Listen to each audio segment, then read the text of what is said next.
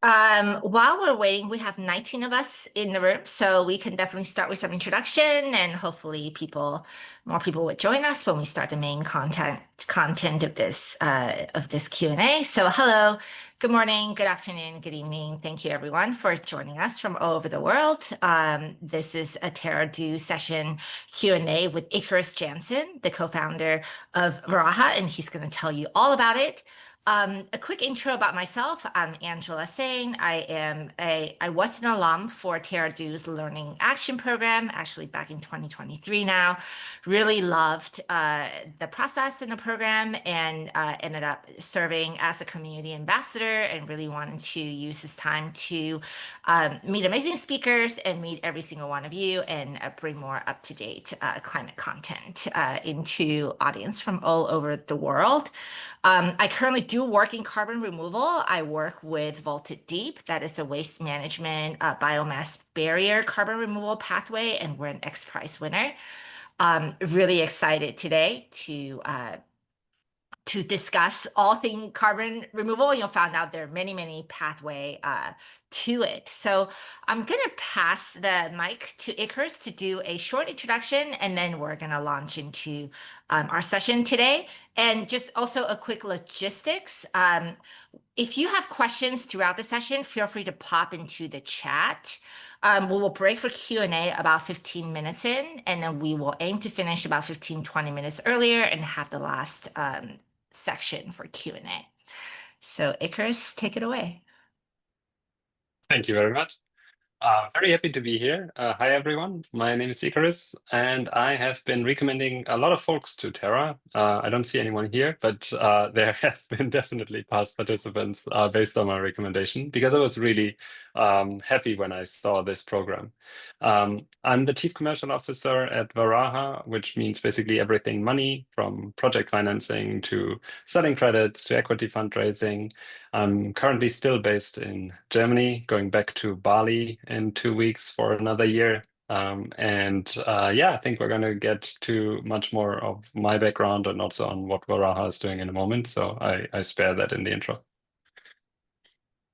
Amazing. And before we launch into the session, we're going to do a quick poll. If you're in a place where you can type into the chat, let us know which pathway are you the most interested in? We have regenerative agriculture, afforestation, biochar, and enhanced rock weathering. So if you can pop into the chat, which pathways are you the most interested in, just so we can get a sense of where people coming from. So again, the four are regenerative agriculture, afforestation, reforestation, biochar, and enhanced rock weathering. So I see some early response coming in. And while people type in their answer, why don't we start with your climate journey, Ikarus? There's so many companies that you can join, and not only in Europe, US, in Asia, all over the world. How did you find your way to Varaha? Yeah. So my climate journey has started 18 years ago when I was looking for this subject to study. And at the time, I wanted to study electrical engineering. And I didn't know really what to do with it, but I felt like that is something where I could potentially earn money. I could have better chosen another topic for that, but nevertheless, very happy that I ended up choosing that. And in Germany in 2008, already there was a big peak year for solar energy. And so a lot of my curriculum was around renewable energies and then energy storages and then also electric vehicles. And so I studied that for 5 years. And my first job was actually in energy storage in 2013. That was with a large corporate to start with. I worked in energy storage and combining all of that in smart home system and industrial system together with electric vehicles and also renewable energies. And then started as a founder of my own startup in electric vehicles for a bit before then starting a climate tech venture capital fund. So I was one of the first funds in Europe to invest exclusively into climate tech startups. I've invested in more than 30 startups, mainly in Germany again. across energy, across mobility. And then one of the topics that I found already in 2018 was biochar. So I've ended up investing in a biochar company, and we were a little bit ahead of time in hindsight, to generate a container-sized production unit to produce biochar. But that really got me going into everything that is related to carbon removal and agriculture. So I've invested in a couple of other companies. I was the first investor in Carbon Future, which is now the largest CDR marketplace, as well as a few others. Um, and then I wanted to do more again from the founder side. So I handed over my VC fund to a new partner, and I wanted to build what is called a nature-backed currency. So a stable coin that is not only backed by US dollar, but by nature. If that doesn't tell you anything, that's fair. I ended up seeing, again, looking at the carbon removal market, that there's just not enough high quality supply on the market, and also data infrastructure is just not there. And a friend of mine who's based out of New York but has an Indian wife connected me to the founders of Varaha 6 months after they founded it. And initially, I just didn't know why I would connect with that, to be honest. It felt very far away for me. And then he urged me to at least have a chat, and so I did. And what I found was that for the first time, I actually found a way to invest and to potentially work in climate adaptation rather than just climate mitigation. So what we're doing in Varaha, and what I found the most intriguing part of it, other intriguing parts, is that we're using money that is dedicated for climate mitigation, and we're investing it into climate adaptation. And so just to give you like a brief overview of what Varaha is doing, we're working with smallholder farmers, mainly in India, on these four different pathways: regenerative agriculture, afforestation, biochar, and enhanced rock weathering. We're a project developer, so we'll do everything around carbon. That includes the project development, but also the tech. And we're now Asia's largest carbon removal company across these four pathways. I can speak a little bit more to numbers of that later, but yeah, that's how I found my way to Varaha. I started as an advisor for 2 months, but then got roped in full time, and then joined as a late co-founder, and left everything else that I had going. And I'm very happy for that decision. Amazing. And early polls coming in. So we have biochar that has a slight lead for 6 vote, and then regenerative ag of 5 votes, and the other two are a little bit less. Great. So why do you think Varaha is CDR? We do talk about scalability, and we also do talk about co-benefits a lot. And there's so many different companies you can choose from that would say they're doing the same thing. So why do you personally, and again, it really comes down to personal analysis and personal perspectives. Why do you personally believe that Varaha has the most scalable and resilient CDR pathways by putting the smallholder farmers first? Absolutely. So by now I can actually argue with numbers and with traction, but at the time I could not. So at the time we were just starting out. And a lot of that comes back to the broader opportunity of carbon removal. So if you look at what is necessary for a lot of the carbon removal pathways, it is lots of biomass in a lot of pathways. It's lots of land. It's lots of labor. It's favorable, specifically heat and rainfall, which is very good for a lot of carbon removal pathways, especially when it comes to agriculture. And then also in terms of enhanced rock weather, the geology is very important. And if you look at where that is most favorable across the world, it's in the tropical and in the subtropical belt.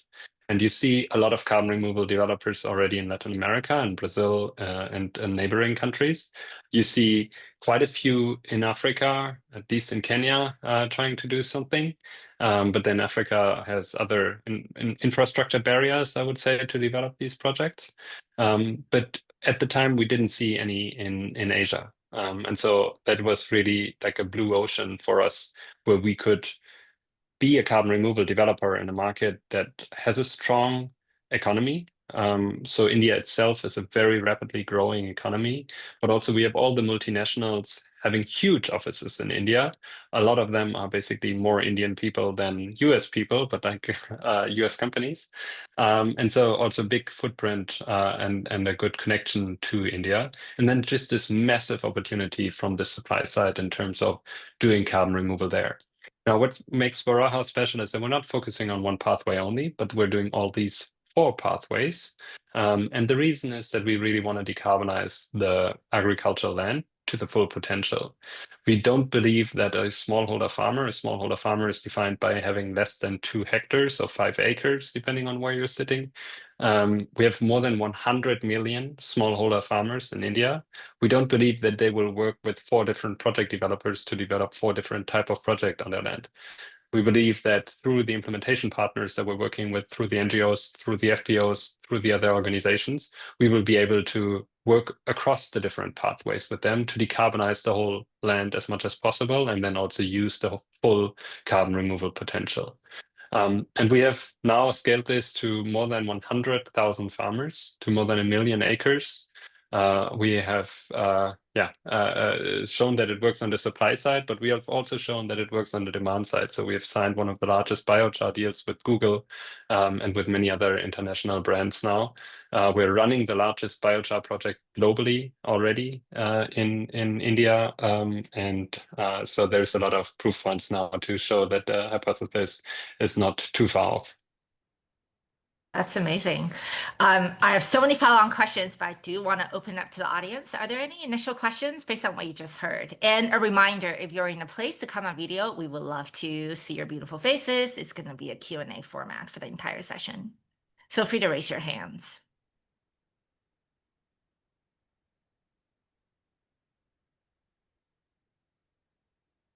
Okay, I think people are being shy, so I'm going to continue and see what questions we get later. Wow, so many rabbit holes to go down to. Definitely would love to double click on your end-to-end carbon removal process. So it's very interesting that you have one platform with all four pathways. Can you walk us through how are you able to, like, do you find a lot of synergies and similarities in some of the basic processes for you to be able to pursue multiple pathways using the Varaha platform? What does that end-to-end carbon removal process look like for you guys? Absolutely, yeah. So when we work with farmers, we do not work with farmers directly, but we mainly work through implementation partners. And so these may be farmer extension services that are run by NGOs or cooperatives.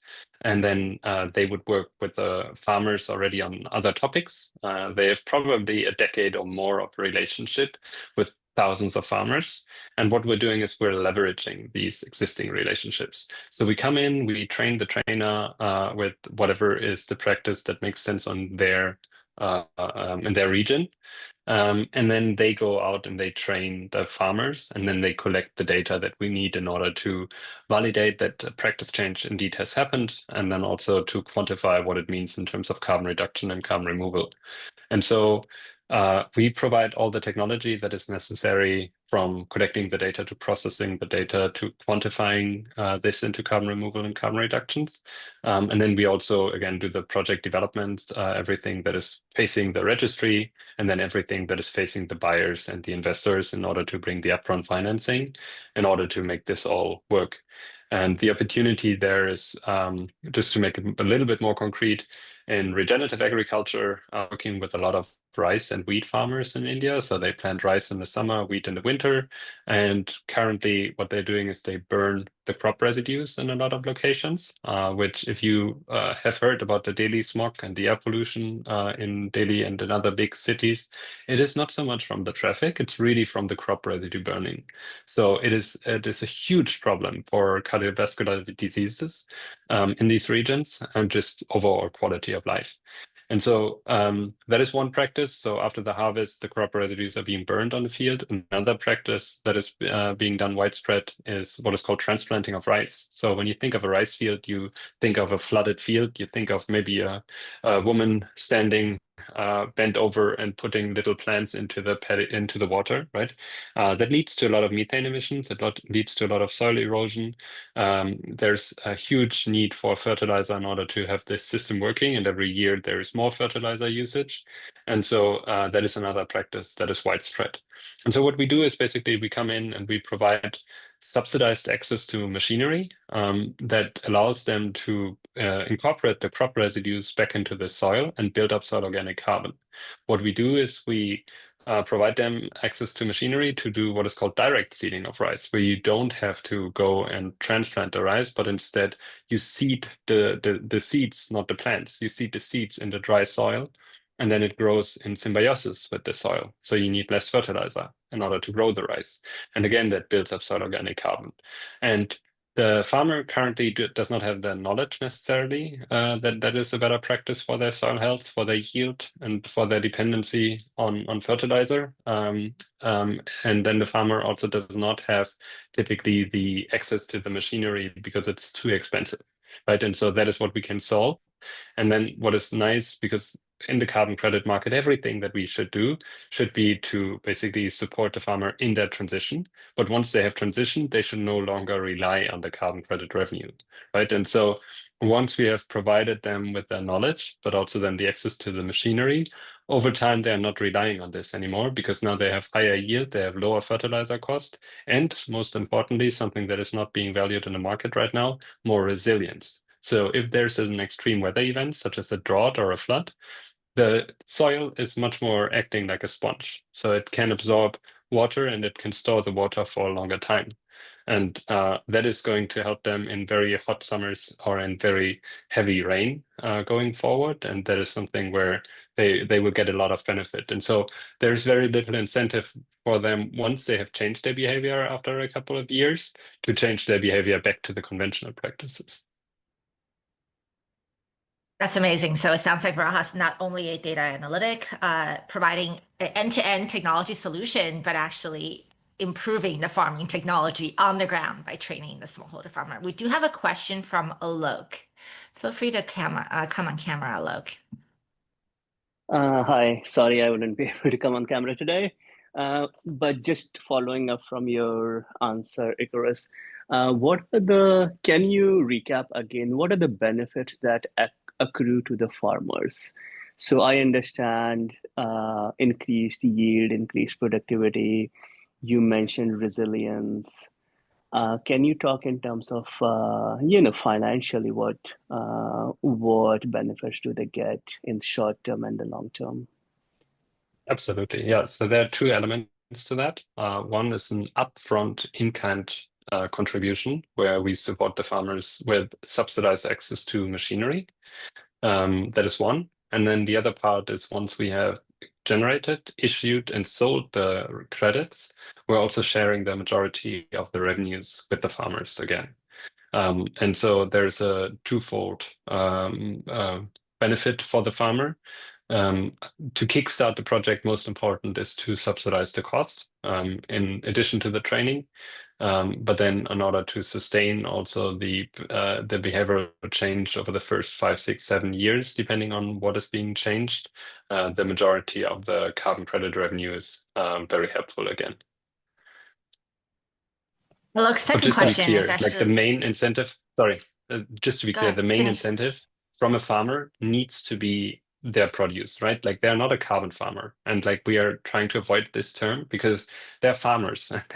What they care about is better yield, potentially better produce. So if you do regenerative agriculture for a certain amount of time, you may be able to fetch a premium for your produce. We've already seen that in projects. And then lower dependency on fertilizer costs, right? Like that is the immediate benefit after the first 3, 4, 5 years. That is much bigger than anything you can achieve with the carbon revenues. And that is again, that is the focus for the farmer. Like the impetus comes from the upfront financing, comes through the carbon project, but then the sustaining these practices that comes because they see the higher yield. And Perfect. just to piggyback on that, it seems like if you're skipping the rice transplanting process, it really does save a lot of labor efforts and time. So if they could get better yield by designing a process to be more elegant and simpler, that there's a lot of benefit from that as well. So, Lakshmi, I'm going to come to you a bit later. I think Alok has a follow-on question, and that's actually my next question about partnership, which is, in order for you to train the trainers and make sure you can reach 100 million plus smallholder farmers, you really do need to have a lot of effective partnerships on the ground. So Lok's question is, do you have supply side partners that bring solutions related to regen ag, rock weathering, and biochar, or do you develop and bring those solutions to the market yourself? So, and my broader question is, what type of partnership must you rely on and make sure they can implement what your mission is setting out to do? Absolutely, yeah. So some of the key or flagship partnerships that we have are with the Nature Conservancy, with Conservation International. But I would say the much more important for us in terms of the overall scale and the effectiveness of that is all the local organizations. So we are partnering with more than 100 local organizations that are in different regions. Most of them don't even have a website, right? But they've been in existence for oftentimes decades, and they've been working with 5,000, 10,000, maybe 20,000 farmers in a certain region very intensely. There are these FPOs, which are like cooperatives, basically, oftentimes set up as an NGO, that are always working with these farmers on different parts in their supply chain. It may be an input into the field, it may be that they are working and taking the output of the field, the produce. It can be different things in the value chain. And this is what we augment with training, money. Oftentimes there are already centers that rent out these machinery, but they are not able to scale because nobody is like aware of the benefits of the solution. Nobody's able to afford it, right? And so then we can help these centers that already have the equipment to scale their efforts. And biochar, I would say, just to talk a little bit about that, there's very mixed approaches. So we have an approach where we work with existing facilities. So our first project, that was the first project to issue in India under the standard code Puro, was working or is working with a corn seed facility. So they're already receiving all the corn cobs, and then they either decompose or in the past they have burned them for energy. And so what we help them is to retrofit their existing facility in order to generate biochar and then provide this biochar again free farmers, right? So in this case, it's a very low touch approach for us because we help them on the technology in terms of retrofitting. We help them on the MRV, and then on the project development and monetization of that. But we're not getting involved between the partner and the farmer, right? And that is how we like to scale, because if you want to get to 100 million farmers, you're not going to do that direct. You're always going to do that through partners. And just to be clear, we don't need to get to 100 million farmers in India. It would be okay if we get to a couple of million farmers. Amazing. Lakshmi, do you have a question related to partnership? You had your hands raised No, actually, I earlier. have another question. So I want to know, like, do you help farmers transition to regenerative agriculture, right? And after that, it's like you handheld them for some time. You show them the path, and then you like transition so that they can pursue the same path. So have you had followed up on the farmers that have already been trained in the regenerative agriculture? Have they been doing it even after the financial help or the training that has been provided to them? Like how viable Oh, it is in yes. the long term? Yeah. Yeah. So in our first cohort of farmers that we've onboarded from partners that have supported these farmers, we had dropout rates of 0.4% in the first year, 0.2% in the second year, and 0.1% in the third year, which is extremely low. And also, I don't think it's going to be representative for where we're going. But what is true is that most of the farmers that are dropping out very early. And that is also good from an investment perspective, because the risk is very much very early, which means you haven't invested as much in it yet. And so therefore, like a farmer dropping out after the seventh year and then returning to conventional practices is much less likely than farmers dropping out in the first year because, for example, if you do direct seeding of rice, you suddenly have to deal with nature. You have a lot of weeds that are in the field, right? And so for the first 2-3 years, you actually have to put in a lot of work in order to remove the weeds. And so farmers who may not have the right training in the end may just go back to transplanting of rice because it's the easier method in terms of just flooding the field and getting rid of the weeds.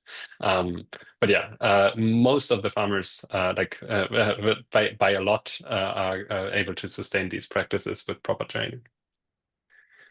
Thank you.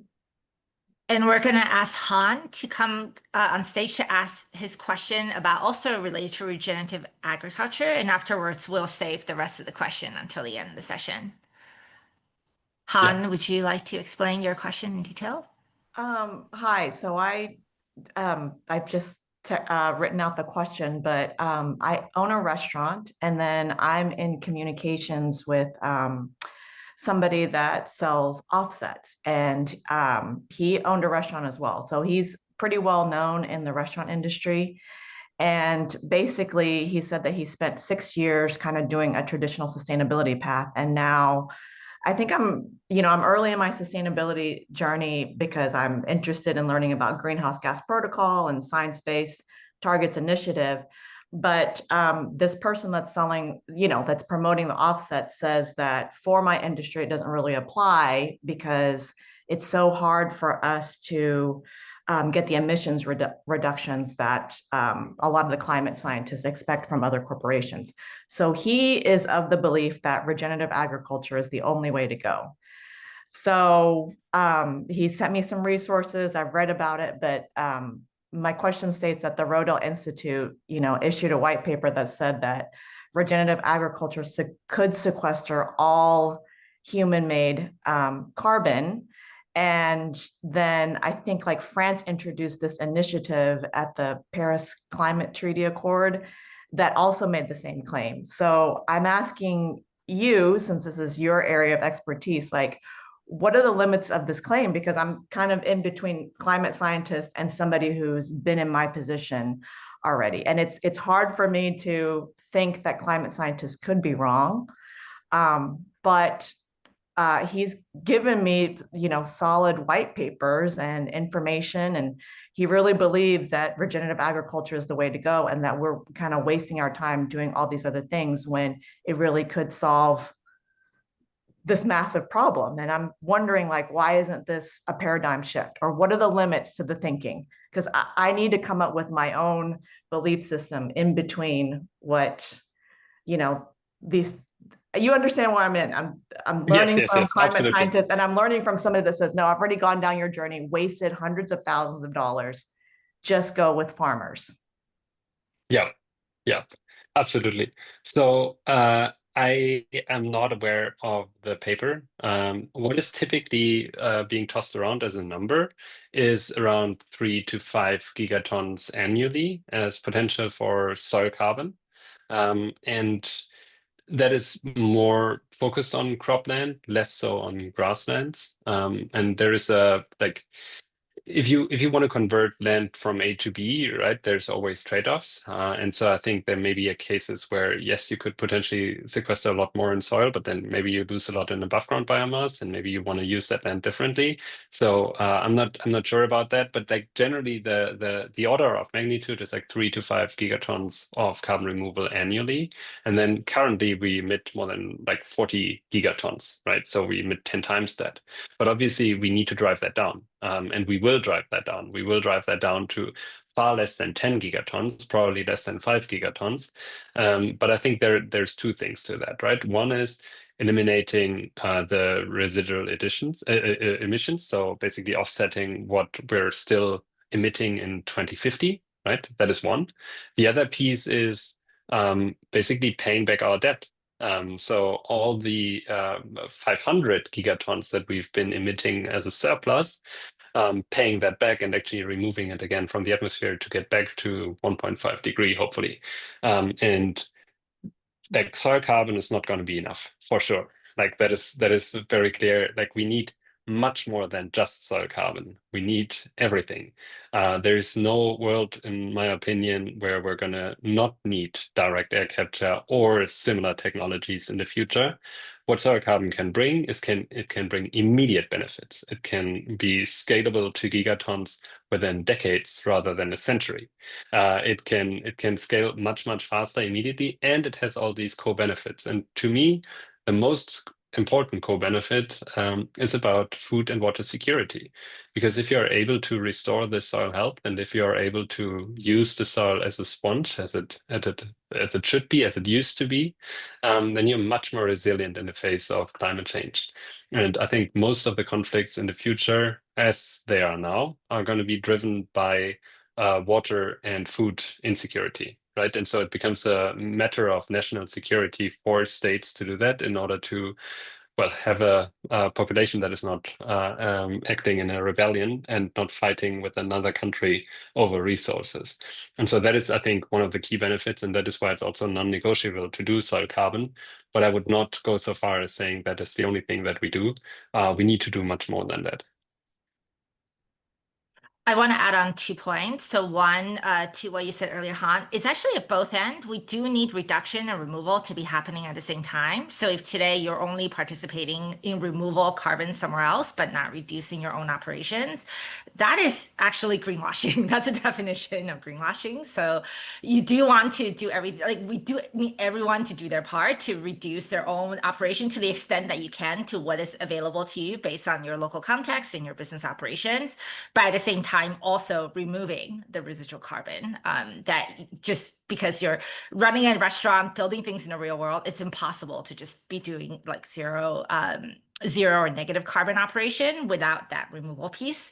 I also would want to add to what you said earlier that frankly, the way you're getting information, which is from trusted peers, is what most carbon removal participants get their information, right? Because there's a lot of information out there. It can be very confusing. So there's nothing wrong with getting your information from trusted peers. And that's why we're also hosting a session like this now that you've had direct experience talking to Ikarus and understanding more about regenerative agriculture and the necessity of other pathways. So that's really where Coconut Wireless, you can pass that back to your friend. And this is really, at least so far, that's how a lot of information is traveled. And, buyer education, senior education is a gap that hopefully sessions like this can bridge.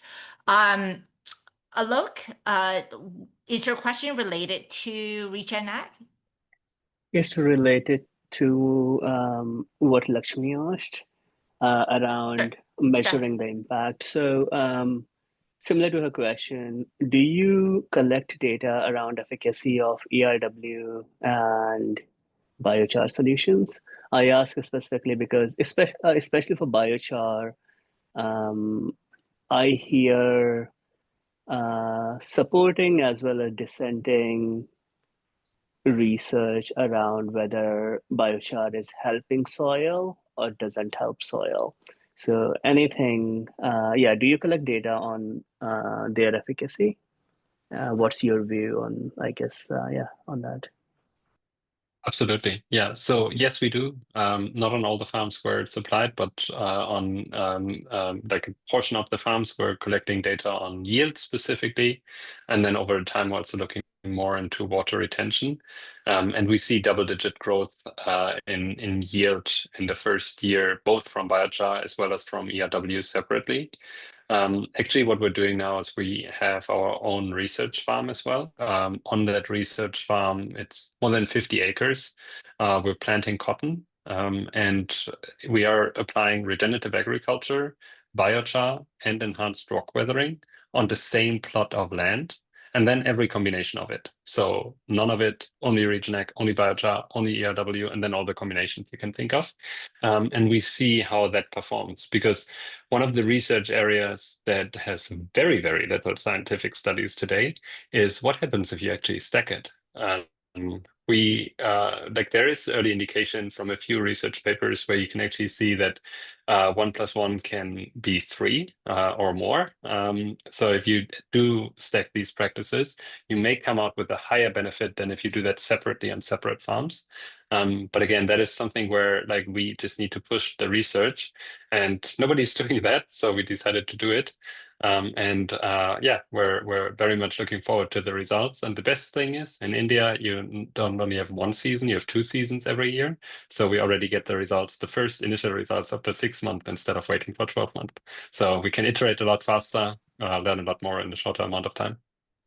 Yeah, that's very encouraging. That's A quick note before I go up. There is one research, Icarus, that I will share with you later, that won the Frontiers Award for this year, and they studied stacking of certain practices. I don't think those are the same practices you are studying, but they did study the effect of a bunch of regenerative agriculture practices together. Results were very positive, and it was done at a very big scale. So I love that research. I'll share that with you separately. Excellent. Thank you. And feel free to drop in the chat so all the participants can have a copy. I'm gonna ask my next question and come back to Trisha, but it might be related. So we've already been talking about some of the blockers. So for example, dropout rates, et cetera, partnering with 100 plus NGOs. Very curious to hear in your mind what has been like the biggest blockers you've experienced, maybe as per expected or unexpected, and what are some of the milestone win? It sounds like you're able to start this research. Sounds like a great win based on where you are. But very curious in your mind, what are the blockers that you didn't foresee and were surprised by, and what are some of the milestones that you're the most proud of so far? Absolutely. Yeah. So the biggest blocker by far so far is how long does it take to get from I do something differently to I have a credit in hand that I can sell. And we were aware that this will take a lot of time, but in our worst dreams, we didn't expect how long it would take. So that is something that was a very negative experience. So we're working with the leading registry in the market on our nature-based portfolio, which is Varaha. And Varaha has been in a lot of trouble over the last 2.5 years now. And we have been in the middle of that because we have seen how the scrutiny goes up to a level where you just cannot issue any credits anymore. And then also just the response time being out of this world. So like one round of back and forth can take up to a year. And you have at least 3 of these. So it is a very, very long time, and that has been and is to date still the biggest blocker. We have been more successful with other new age registries, such as Carbon Standard International and Puro, where we've already been able to issue credits. We're going to also issue credits now on isometric and gold standard, which is a little bit faster than Vera currently. But this year we're also going to see the first Vera issuances, and that's going to be a big next milestone to come. I think another one is talent. Again, that's clear that the talent is a key blocker. We scaled up to 150 people now, so we're, in terms of team size, also one of the largest project developers globally. And we thought we could hire from a lot of experienced project, but the job is very different because what we are doing is much more tech-based and much less document-based. And so it hasn't been very helpful to look into the experience of existing project developers so much as we would have expected it. And so now we're hiring a lot IIT, IIM graduates for the international folks. These are the top universities in India. And just very smart people working in consulting, investment banking, whatever. And then we train them on the job to get it done. And that is how we're hiring most of the people today. But yeah, that's another key blocker for sure. And in terms of milestones, I think the biggest milestones for sure in Verse now have been the issuances, but also the very large deal that we signed with Google that brought a lot of forward momentum for the company. And building on this traction now has really allowed us to scale across the different projects. in the absence of our large issuances that come from the regenerative agriculture and deforestation projects. Because if you look at the volume that comes from biochar, it's pretty low compared to what is possible in regenerative agriculture and deforestation today. Amazing. Trisha, would you like to share your question? Yeah. I think you're I think muted. We one of cannot hear. Okay. No, It's I think delayed. it's a connection problem. Am I audible now? Yes, now it works, I think. Hi. Like a lot of research shows that one of the major drawbacks for regen agriculture is that it requires massive amount of land, right? I mean, for intensive, when you're doing intensive farming, you just you have small plots of land, better yield, and you can let other areas be untouched, and let the carbon sequestration happen there. So how do you balance that with scaling your impact? Because it does require a massive amount of, after a certain point, you might have to bring in land that's been untouched till now under regen ag. So is that like, how do you balance that? Because we want to scale our impact, you want to reach, like you said, 100 million farmers. How does that happen without that balance? How do you maintain that balance? Yes. It's a very good question. So typically, if we see yield decrease, that is more in so yield per hectare, right? That comes more from the organic side than the regenerative agriculture side, and so it's important to differentiate between the two. We've seen it in Sri Lanka, where the government basically made the pivot to organic farming, and suddenly the yield dropped so much that the population could no longer be sustained domestically, right? And so they needed to have food imports from outside in order to cover for their losses. And so it's certainly true for organic farming, at least in the initial years. But then it really depends always on the crops, obviously, and on the practices that you're introducing. One really good safeguard for this is that under the Varaha methodology for soil carbon, which is the VM42, there's actually the necessity that you're not allowed to drop the yields by, I think it is more than 10%. Maybe it's 5%, I'm not entirely sure, but there is this threshold in there that if you're expecting that the yield would drop by more than that, you're not even allowed to do this as a carbon project, right? So there is a safeguard in place for you to not promote a practice that may be good for carbon sequestration, but may lead to lesser yield. And then you're also being punished as a project developer if you lead to lower yield, because it's assumed that there will be leakage, exactly for the reason that you stated, right? So we are, as a project developer, very much incentivized to increase the yield. One, from a farmer perspective, because the farmer who has an increased yield will much more likely stay in the program for the long term. And it doesn't help us if a farmer does it for 5 years and then returns to conventional farming. That's one. Second, we would be penalized by leakage, and we would need to reduce that from our crediting, and so we would also receive lower credits. And that is why we always need to balance, like, what are the practices in these regions for these crops that we can promote that actually leads to higher yield. And even if there's an intermittent drop, which can happen, again, depending also on the training that you receive. I mentioned direct seeding of rice, for example. If you're not well trained on how to remove the weeds effectively, then that may lead to lower yield for the first 2-3 years, right? And so there can be a valley that you need to go through as a farmer. And so it's important to get the training right, and then also to understand that there is a light at the end of the tunnel where you actually have higher yield than over the long term. At the same time, also lower fertilizer costs, as I mentioned before. So yeah, conscious of the fact, but there are safeguards for this in the methodologies. We lost Trish maybe from her connectivity issue, but this is recorded, so she can catch up later. I do want to double click on two things. One is the process consistency piece, right? As you said earlier, you're relying on nonprofit folks that work directly with the smallholder farmer. You're working on a trainer model. How do you make sure that process is consistent and building that feedback loop to make sure that there's continuous improvement going on? Oh, there's Trisha, she's back. Trisha, we've went through the question, but I think it's best for you to look at the recording later.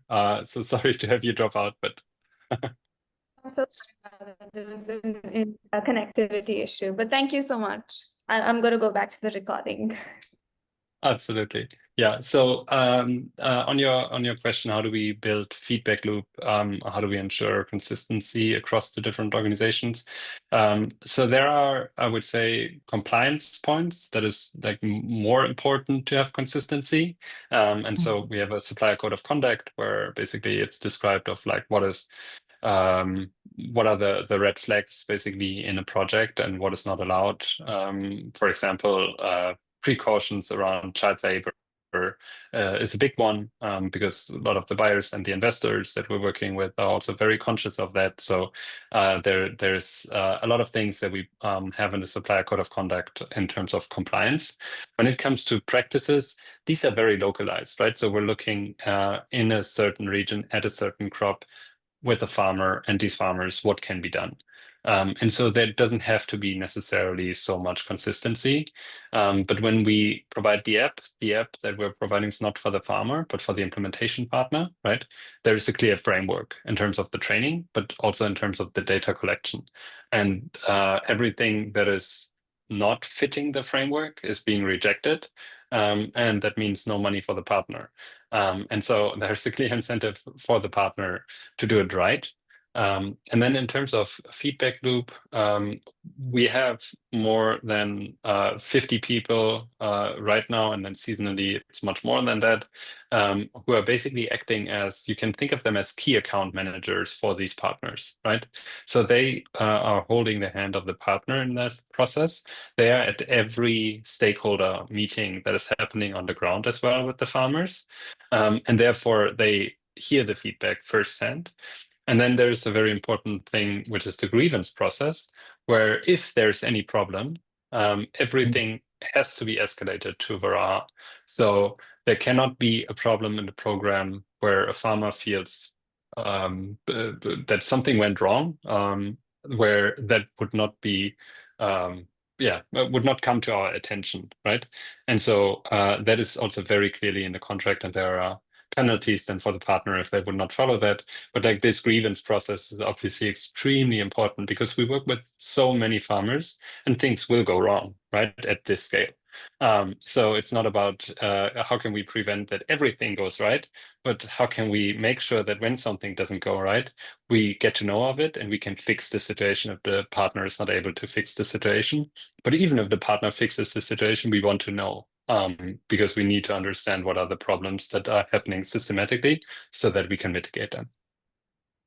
That's a great design to make sure there's enough flexibility and there's learnings that you can distribute across the network. Poonam, would you like to come on camera to ask your question? Hi, Angela. Thanks. Can you hear me well? Yes, we can hear All you right, great. So I just wanted to understand, do you have any ongoing projects currently in the state of Maharashtra and any broad criteria that you could share for selection of an NGO partner? Yes. Yeah, we actually work on 3 different project types in Maharashtra. Maharashtra is one of the northwestern states that has a lot of cotton. And so we work on regenerative agriculture in cotton. We work on biochar with cotton. Cotton is extremely good for biochar because you can actually, the crop residues, they are like sticks. And they're currently mainly being burned in Maharashtra. So the farmer would collect them, put them in a corner of the field, and then just light it up. And so the baseline practice from that perspective is very favorable for us as a project developer. And so we can turn that into very high quality, very durable biochar. And then the third piece is we're also doing afforestation where we plant mainly fruit trees and nut trees on smallholder plots. So that's another one. And then how do we select NGOs or partners more generally? So we're not only working with NGOs, we're also working with for-profit partners. Main point is that they are working with thousands of farmers in a certain region and that they have experience and relationships for at least 5 years.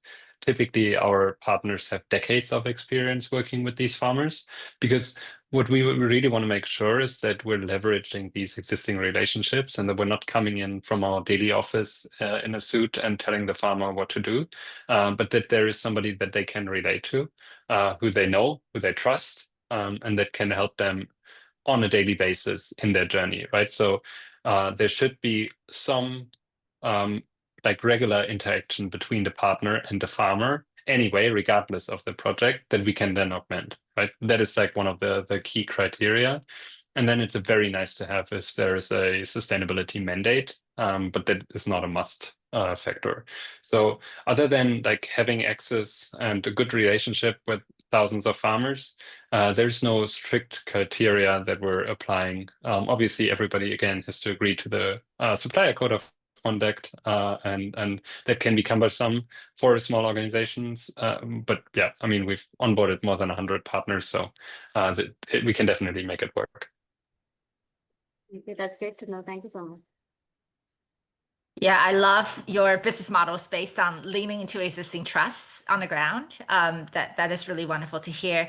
I'm going to shift. I know we only have a few minutes left, but just shift direction for a bit to really double click into your Google win. I know for the project developers in the room, the buyer demand side is recognized now as a challenge, right? There's a lot of uncertainties in terms of politics. A lot of corporations are rolling back their sustainability claims.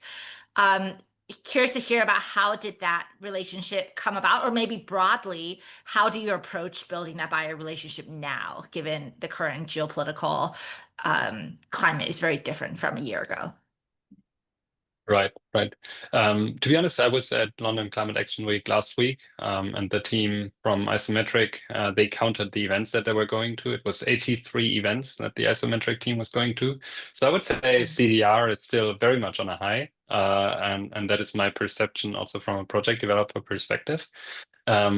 We mainly work through intermediaries, and that is because we have a very small commercial team. It's myself and one colleague in San Francisco, and that's it, in a 150 people organization, right? And so again, we're leveraging existing trusted relationships also on the buy side. So we work with Patch, Carbon Future, Supercritical, Curate, Climate, Good Carbon, you name it, all the intermediaries that are working to establish these relationships. Watershed is another example. They're also working on the accounting side, right, with the clients, helping them as an advisor in their journey towards net zero, and then also helping them to source the right credits. So that's a big part of our strategy of how we source that. Now with the big tech buyers, obviously that's a little bit different because most of them also don't work through intermediaries, but also because there are, I mean, you can look at CDR, FYI, and basically hit and try your luck. We've done this, and I've met them several times at different conferences, and then build conviction with them by actually showing traction. So the key reason that they chose us over others was that they could see that we are doing it already at scale, and so it is much easier for them to commit to a contract if they can see that we are able to deliver on this. And as a project developer in the first quarter of this year, we have actually delivered more durable carbon removal credits, which is biochar and above, including direct air capture and you name it. We have delivered more credits than the top 10 competitors globally combined, right? And so that really shows in terms of not only forward selling credits, but actually delivering. We have outpaced the rest of the market by now. And that is the reason why Google bought into us as well. So yeah, I think it's a mix. We're still going to continue to lean very heavily on the intermediary side while speaking to a few selected folks directly. That's amazing. Any other questions from the room?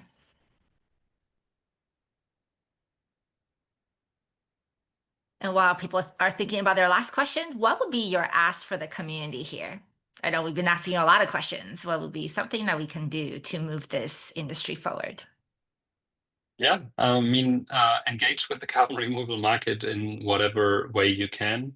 If you happen to live in India and you want to join a carbon removal company, text me. If you want to work with one with your existing organization, text me. If you're an international person, then like please engage locally in your market however you can. Han, you mentioned potentially as a buyer, dip your feet into the water and try it out. My recommendation is go through, again, trusted intermediaries, somebody who you think may make sense for you. But I think it's the ask of engaging with the carbon removal market, and then specifically with Varaha, obviously, if you're based in India, because talent remains a big bottleneck for us to scale. And how do people get in touch with you? Oh, just on LinkedIn. I'm the only Ikarus on LinkedIn. That's the easiest one.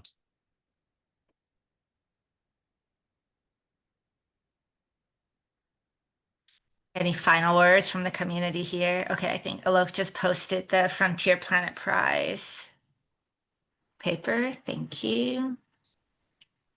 Thank you.